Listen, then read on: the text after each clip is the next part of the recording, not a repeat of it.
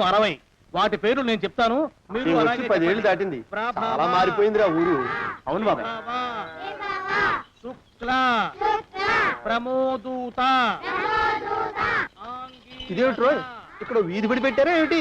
ఇది బడి కాదు బాబాయ్, వీళ్ళందరూ అతని పిల్లలే. అలాగా, ఇతనికి ఎంతమంది పిల్లలా? ఈశ్వరా.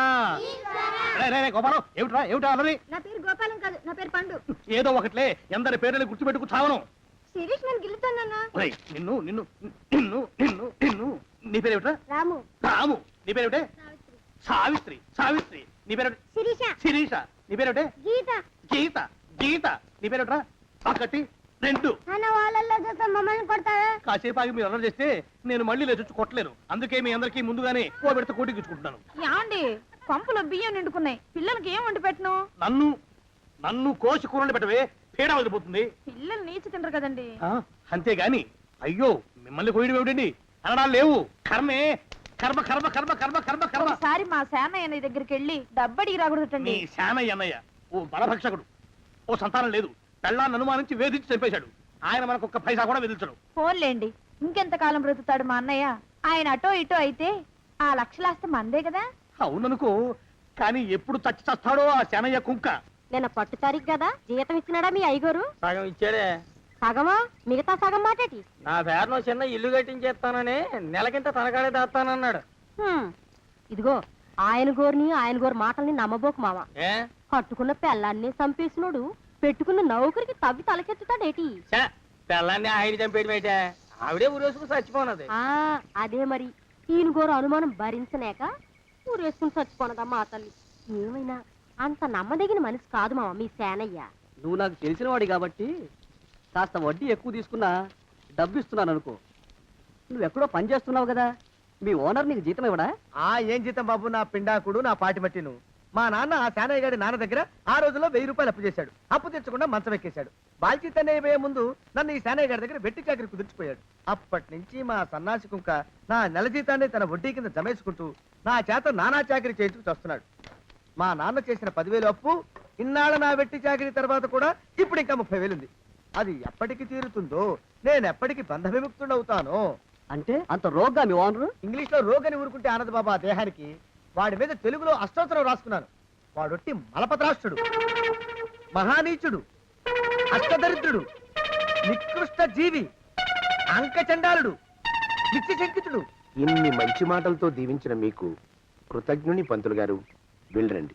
అయ్యా, వేదం చదివి దీవించాను, తాంబూలం దక్షిణ ఇప్పిస్తే.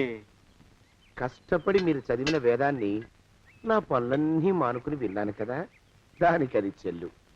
జోగినాథం, అయ్యా వీరిని బయటికి పంపించే. అయ్యగారు వెళ్ళరండి. రండి. అయ్యా పంతులు గారు, వాడు శాడిస్ట్ విధవ. మనుషుల్ని బాధ పెట్టడం వాడికి మహా ఇష్టం. ఇందా ఈ 10 రూపాయలు తీసుకెళ్ళండి. అయ్యా, కాపీ. కాచిన కాఫీ అంతా నాకే తెచ్చావా? సగం నువ్వు తాగావా? నేను తాగలేదండి. ఇది వాసన చూపించు. అబ్బా, 14 లోకాలు కంపు కొడుతూ కనపడుతున్నాయిరా. నోరు మూసాయి.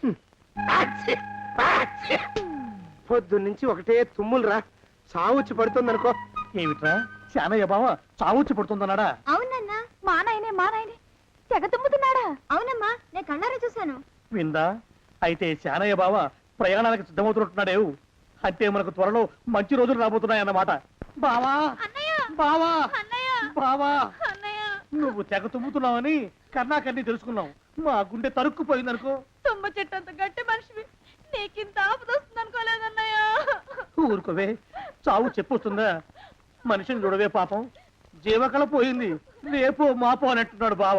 మరేనండి, ప్రేతకళ ఉట్టి పడుతోంది అన్నయ్యో అన్నయ్య. ఊరుకో, బావ చచ్చిపోయాక ఈ ఆస్తికి మనమే వారసులమే. విందా? ఆస్తిపాస్తులంటే నాకు మహా చెడ్డ చిరాకు. కానీ బావ ఆత్మశాంతి కోసం ఈ ఆస్తిని అందుకోక తప్పదు కదా. ఈ ఇల్లు మన పెద్దాడి పేరు నచ్చేద్దాం, ఏమంటావు? అలాగేనండి, లోపలున్న 2 బీరువాలు మన పెద్దదాన్ని సారి కింద పంపించేద్దాం. అలాగే. బావా నువ్వు సర్లే, జాగ్రత్త, మెల్లగా మెల్లగా. ఈ పీట కూడా దాని సారిలోకే దోసేయి.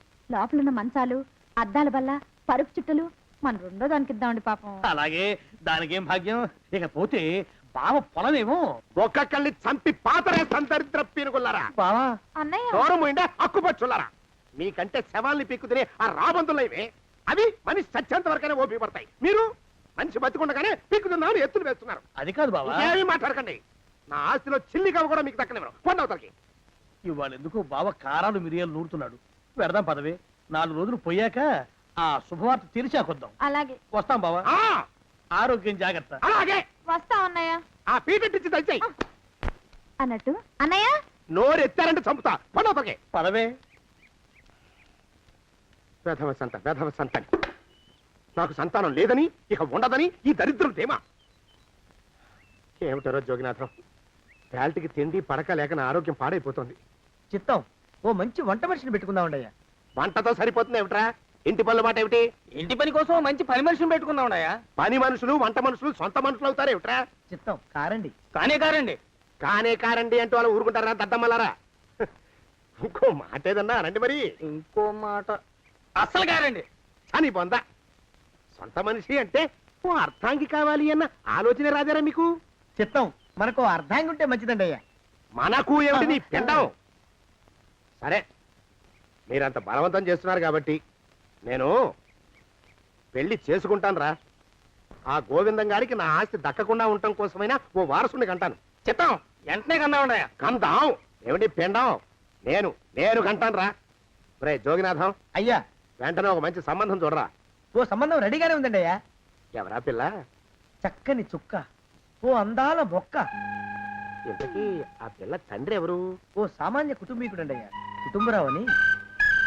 ఆ వినరా శానయ్య అనుమానపు కథ వింత వింతగాదు. అయ్యో మొదటి భార్యనే అనుమానంతో చంపివేసినాడు.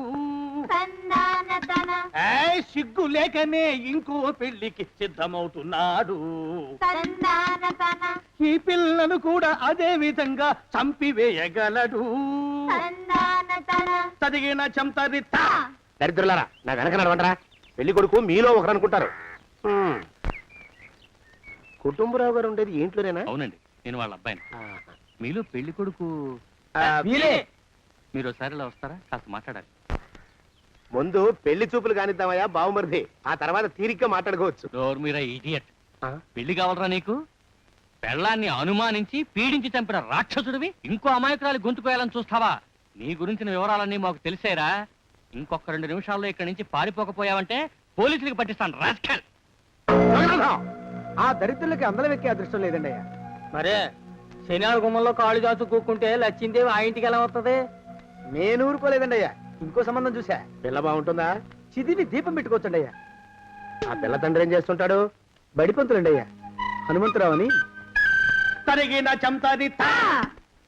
ఈ కాలంలో నాలాంటి మధ్యతరగతి కుటుంబీకుడు ఆడపిల్లని కనటం క్షమించరాని నేరం బాబు. ఆ నేరం చేసింది నేను. అందుకు శిక్ష నేను అనుభవించాలి. నా కూతురు కాదు, నీడను కూడా అనుమానించే రాక్షసుడికి నా కూతుర్ని కట్టబెట్టి దాని భవిష్యత్తును నాశనం చేయలేను బాబు. 4 రోజుల్లో పాడే మీద పడుకోవడం కోసం ఇవాళ నా కూతుర్ని పల్లకీలో కూర్చోబెట్టలేను బాబు. మీకు నమస్కారం. దయచేసి వెళ్ళిరండి.